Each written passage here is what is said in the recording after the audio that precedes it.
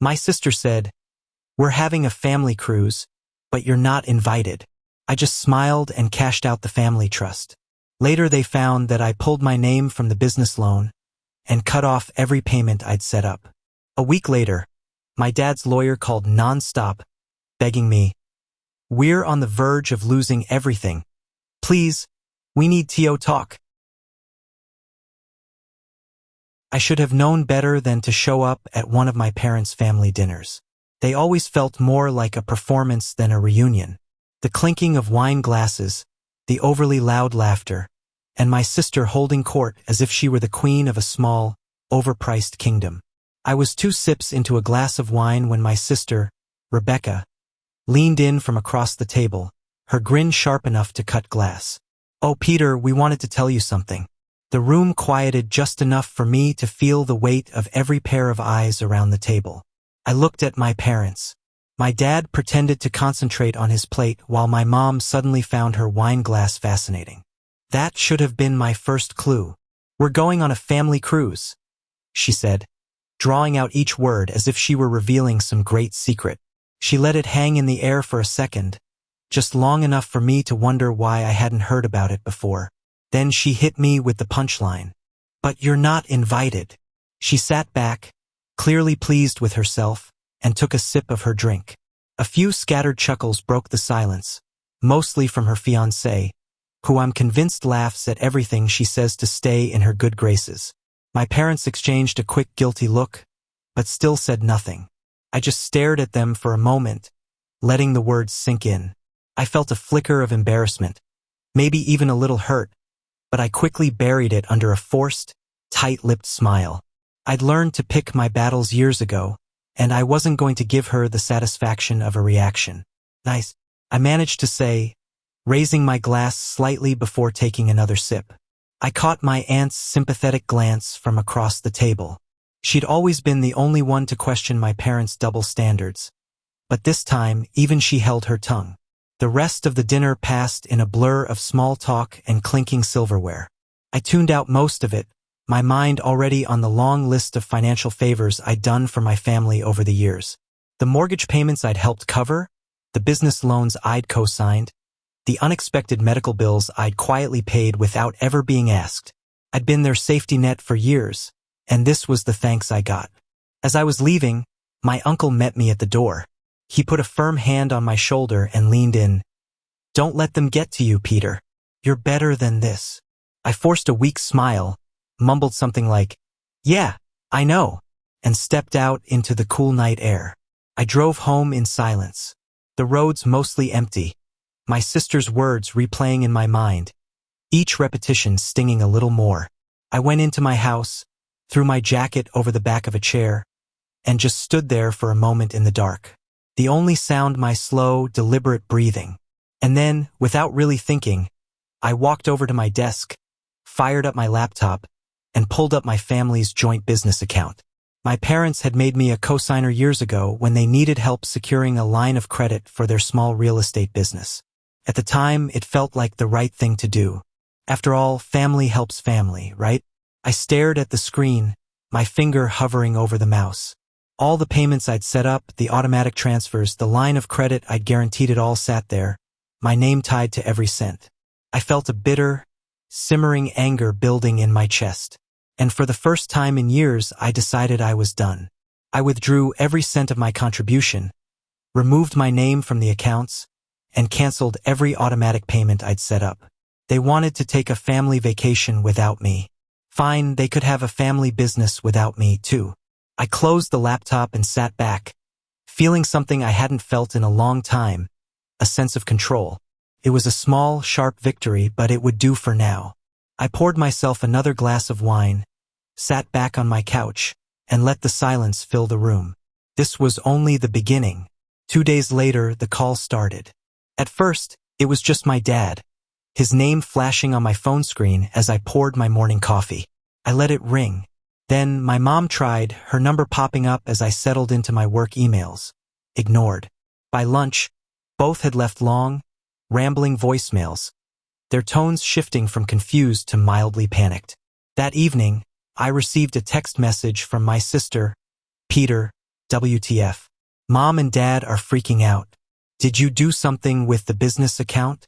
I grinned, threw my phone on the couch, and took a long, satisfying sip of my drink. Let them sweat for a while. They'd gotten used to treating me like their financial backstop, assuming I'd always be there to fix their mistakes. It was time for them to see what life was like without their favorite doormat. The next morning, I finally decided to check my messages. My dad's voicemail was a predictable mix of confusion and irritation. He still thought of me as the quiet, reliable son who wouldn't dare push back. Peter, it's Dad. I just checked the accounts and something's wrong. Our payments aren't going through and the account is empty. Call me as soon as possible. My mother's message had a sharper edge. Peter, this is serious. Your dad is stressed and we can't reach you. You need to fix this. Call us. I leaned back in my chair and let their desperate voices wash over me. It felt like a slow rolling wave of long overdue justice. I'd been their safety net for so long that they'd forgotten I was a person with limitations, not just a name on a bank account. By the end of the week, their texts had become desperate. They had a meeting with their lender coming up, and without my contributions, the numbers didn't add up. Their business, the one they proudly shown off at family gatherings as a testament to hard work and smart decisions, was suddenly on the brink. I knew it wasn't just the missed payments. I'd also quietly removed my name from the business loan I'd co-signed for them, the one they'd used to expand their real estate portfolio. Without my loan backing them up, the bank was going to take a much closer look at their finances. Then on Friday night, as I was debating whether to crack open a beer or pour myself a glass of whiskey, my phone rang again. This time it was an unfamiliar number. I let it ring a few times before I picked it up, already guessing who it might be. Peter, this is Michael, your dad's lawyer. His voice had that strained, overly polite tone that lawyers use when they're about to ask you to clean up a mess. I've been trying to reach you all week. We need to talk. Your parents are about to lose everything. We need to work this out. I closed my eyes for a moment, letting the satisfaction sink in. I'd been their quiet, overlooked cash cow for years, but now they were finally feeling what it was like to be on their own. I let him talk for a while, listening to the increasingly desperate pleas. When he finally paused, clearly expecting me to offer a solution, I gave only a short, clipped response. I'll think about it. Then I hung up, threw my phone on the couch, and sat back, letting the silence fill the room. That was just the beginning. The next morning, I woke up to 15 missed calls and a barrage of texts. My sister's messages had gone from annoyed to downright angry. Peter, answer your damn phone. Mom's losing it. You can't just disappear like this. Fix it. I sat back, sipping my coffee as I scrolled through the frantic messages. I imagined her pacing around her overpriced condo, too panicked to enjoy the view of the city skyline she could never have afforded without my help. Then came the email from my dad. It was a mess of barely contained desperation filled with phrases like family trust, misunderstanding, and just a rough patch.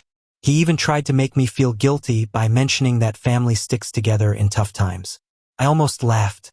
For years, I'd been their problem solver, the one they counted on to keep the wheels turning when they got too close to the edge.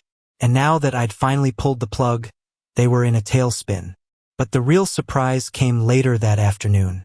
I had just finished a run and was stretching in my living room when the doorbell rang. I looked through the peephole, half expecting my sister or maybe my father, but it was my uncle, the one who had pulled me aside at the family dinner. I opened the door, my pulse quickening.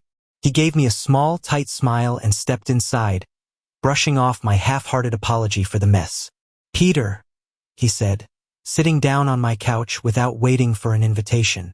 I've been hearing things. Your parents are in a bad way, and your sister seems to be losing her mind. He leaned forward, fixing me with a steady, almost approving gaze. I'm guessing that's no coincidence. I shrugged, trying to play it cool, but he wasn't fooled. You finally cut them off, didn't you? I hesitated, then gave a brief nod.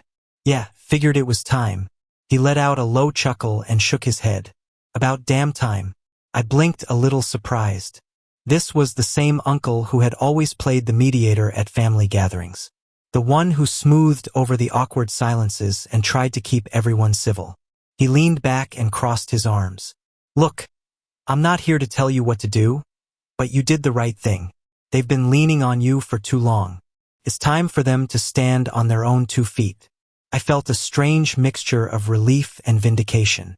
He wasn't judging me. If anything, he seemed impressed. Before he left, he gave me a firm handshake and one last piece of advice. Don't give in, Peter. You need this wake-up call. And you deserve to live your life without being their safety net. As I closed the door behind him, I felt a weight lift off my shoulders. Maybe this wasn't just about revenge. Maybe it was the beginning of something better. And for the first time in years, I felt like I could finally breathe. A few days later, I was sitting in my home office halfway through my morning coffee when my phone started vibrating on my desk. I looked at the screen, another unknown number. I almost ignored it, but something told me to answer it. Peter.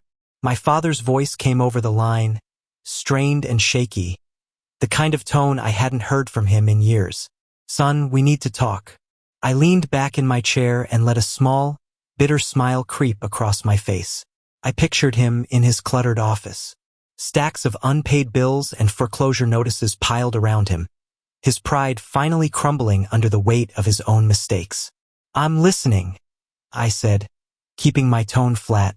He hesitated, and I could practically hear him wrestling with his pride on the other end. Look, I know things have been tense. Maybe we've relied on you a little too much over the years, but we're family. We stick together. That's what families do. I felt a flicker of something. Maybe it was the ghost of the loyalty that had bound me to them for so long, but I quickly choked it. We're in a bad spot, he continued, his voice dropping to a raspy whisper, as if afraid someone might overhear his shame. The bank is threatening to foreclose on our properties. If we can't make the payments, we'll lose everything. I remained silent, letting him stew in his discomfort. He had never been one to apologize, and I wasn't about to let him off the hook now. Peter, he said again, his voice cracking slightly, your mother's a wreck? And your sister? Well, you know how she is. She's not taking it well. I almost laughed. The same sister who had smugly disinvited me from her precious family vacation. The same one who had spent years living off my hard work and savings, never once thinking about what it cost me. I could only imagine her panicking as she realized her safety net had finally been torn. Why are you telling me this? I said, carefully keeping my voice neutral. There was a long, painful silence on the other end. I imagined him sitting there, his jaw clenched, his free hand running through his thinning hair as he struggled to swallow his pride. Because we need your help, son. He finally managed, the words coming out stiff and unnatural, like he was pulling them out of his throat with pliers. We can't do this without you.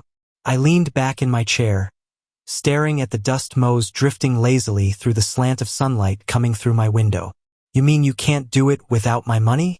I replied, my tone colder than I intended. He stammered, clearly taken by surprise. That's not fair, Peter. We've always been a team. You know that. A team? I repeated, the word tasting bitter on my tongue. You mean the kind of team where I pay the bills, co-sign the loans, and pick up the pieces every time you and Mom overextend yourselves? That kind of team? He fell silent, the dead air crackling between us. For a second, I felt a pang of guilt, a ghost of the old me trying to claw its way back.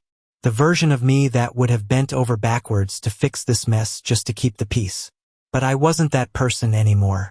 I'm sorry you're in this situation, I finally said, my voice steady. But maybe this is the wake-up call you all need. He tried to answer, but I'd already pulled the phone away from my ear. I pressed the red button, cutting him off mid-sentence, and threw the phone on the desk. It vibrated once more before going silent. That night, I poured myself a stiff drink and stepped out onto my back porch, the cool air biting my skin as I leaned against the railing. I looked up at the stars, their cold, indifferent lights spilling across the dark sky. For the first time in years, I felt free. My life no longer weighed down by their endless demands and expectations. I took a slow sip, the whiskey burning a pleasant trail down my throat, and let the silence fill me. A week passed, The call slowed, then stopped altogether. My phone, once a constant source of guilty messages and financial demands, had gone silent. I never realized how heavy the absence of their demands would feel, like a long, slow exhalation after years of holding my breath. Then one afternoon, as I walked back to my car after lunch, I noticed a familiar figure leaning against the hood. My sister Rebecca. She looked different, more disheveled, less polished. Her hair wasn't perfectly styled, and her clothes, though still expensive, had the slightly disheveled look of someone who hadn't slept well. She straightened up as I approached, her arms crossed tightly over her chest. "Peter," she said, her tone sharper than I'd expected. "Rebecca," I replied, keeping my voice calm. She let out a frustrated sigh and tucked a stray strand of hair behind her ear. "What the hell is going on with you?" I leaned against the side of my car and crossed my arms. "You're going to have to be a little more specific." Her eyes narrowed. "Don't play games with me. You took your name off the loan. You stopped making payments. You put Mom and Dad in a terrible position." I felt a flicker of old resentment rise. Memories of her smug smile at that dinner flashing through my mind. "They put themselves in that position," I said evenly. "I just stopped cleaning up their mess." She threw up her hands, her composure slipping further. "You can't just walk away. We're family." I chuckled, the sound colder than I intended. "Funny. That wasn't the vibe I got at the family dinner when you uninvited me from the cruise." She winced just for a second, but it was enough. "Peter, come on," she said, her voice softening. "We didn't mean anything by it. You know how we are. It was just a joke." I felt a surge of something close to pity, but I quickly suppressed it. I'd spent too many years being the reliable one, the one they leaned on, only to be discarded when I was no longer convenient. "I bailed you out more times than I can count," I said, keeping my voice level. "I co-signed your condo loan, paid for your car repairs, covered your credit card bills, and never once asked for a thank you. But the one time I say no, the one time I decide to put myself first, I'm the bad guy." She opened her mouth, then closed it, clearly struggling to find an answer. For once, the girl who always had a snappy comeback was at a loss for words. Finally, she let out a long breath, her shoulders slumping. "What do you want me to say, Peter?" I looked into her eyes and felt a strange, unfamiliar calm settle over me. "I don't want you to say anything. I just want you to understand that this isn't my problem anymore. It's yours." With that, I stepped around her, unlocked my car, and got in. As I pulled out of the parking lot, I caught a glimpse of her in the rearview mirror, standing there alone, her arms wrapped tightly around herself, the weight of years of family entitlement finally crashing down on her. As I rounded the corner, a wave of relief washed over me. For the first time in my life, I felt like I'd truly chosen myself. Months passed. The silence from my family, once a heavy, uncomfortable thing, had become a strange kind of peace. My phone had stopped lighting up with frantic texts and guilt-ridden voicemails, and I'd begun to rediscover the quiet satisfaction of living on my own terms. Then, one afternoon, as I was leaving the gym, I saw a familiar name flash across my phone screen. My aunt. She was the one relative who had always been a bit of a bridge between me and the rest of the family. So I picked up the phone. "Hey, Peter," she said, her voice warm, but with a hint of nervousness. "Are you free this weekend? I'm having a little family reunion. Just a few of us. It would mean a lot if you could come." I hesitated, feeling that old reflexive urge to say no. I'd finally broken free of her grip. Did I really want to risk being pulled back in?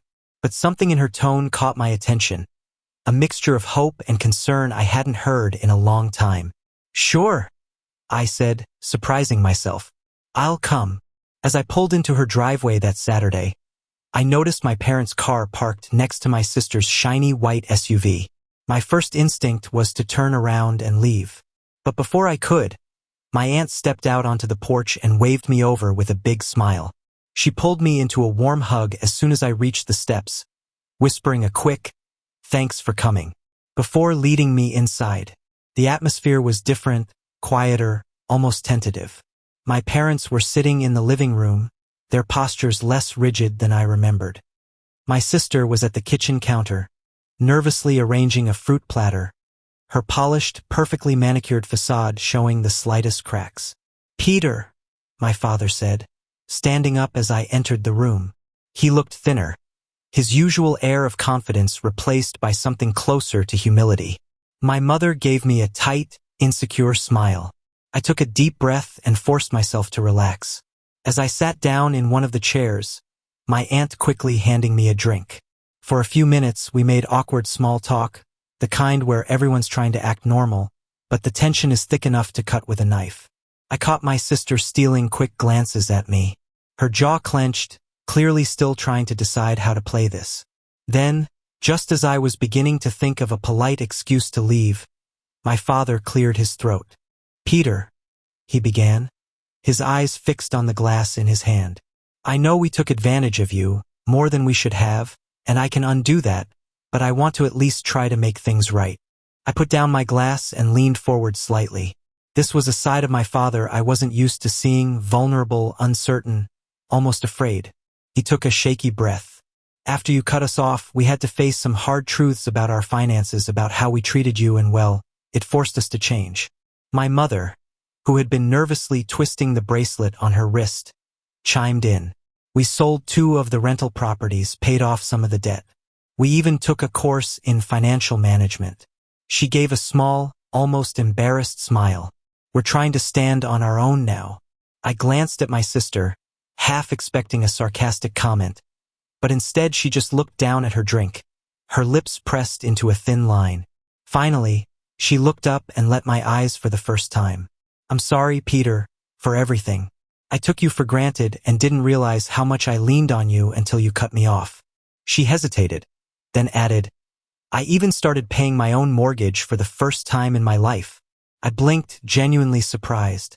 I had half expected her to try to guilt me back into my old role, to manipulate me into becoming her safety net again. But this felt real.